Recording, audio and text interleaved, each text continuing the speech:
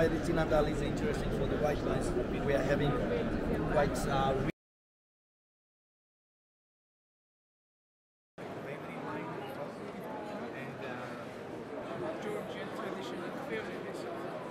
for the tasting before the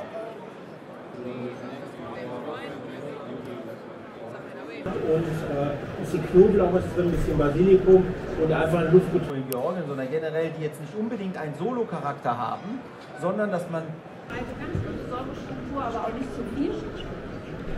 Und Stein oder mittlerweile oft aus Glas.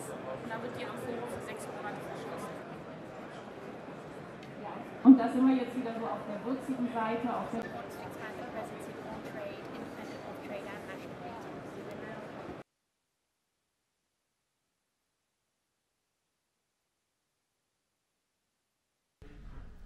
No, in Tokyo, sorry. In Tokyo, sorry. Tanta. And Tanta, of course.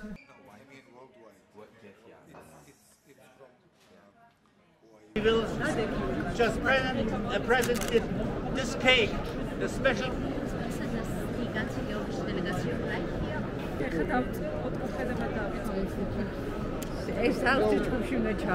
წლევანდელი გამოფენისთვის განსაკუთრებით ვემზადებოდით, იმიტომ რომ წელს შესრულდა 25 წელი, რაც საქართველოს იღებს მონაწილეობას ამ გამოფენაში.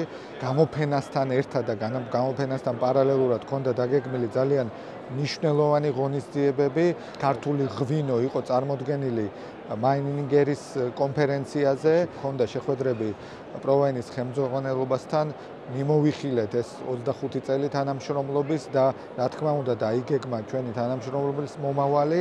გვაქვს უწყვეტი თანამშრომლობა და ჩვენს კონტრაქტორთან FFK-სთან, რომლის თაოსნობითაც იმართება სხვადასხვა ღონისძიებები, როგორიც არის მაგალითად ადგილობრივი ინფლუენსერის ტომი ასკინსის მიერ ქართული ღვინის წარდგენა, ქართული ღვინის ექსპორტი 10 მილიონ ლიტრს გერმანიაში. საელჩო და ღვინის ეროვნული საანკეტო ყოველწლიურად ცდილობს, რომ გვერდში დაუდგეს ჩვენი მეღვინეებს ქართველი პროდუქციის პოპულარიზაციის მიზნით. მსგავსი ტიპის გამოფენები საგრძნობლად ზრდის პოპულარიზაციას ევროპულ ბაზარზე. დღესდღეობით საკმაოდ პოპულარობით სარგებლობს ქართული ღვინო ევროპაში, გერმანიაში მათ შორის ასევე აღსანიშნავია, რომ წელს გახლავთ 25 წლის იუბილე, რაც ჩვენ მონაწილეობთ ევროპულ ბაზარზე, კონკრეტულად კი დუსელდორფში, გერმანიაში.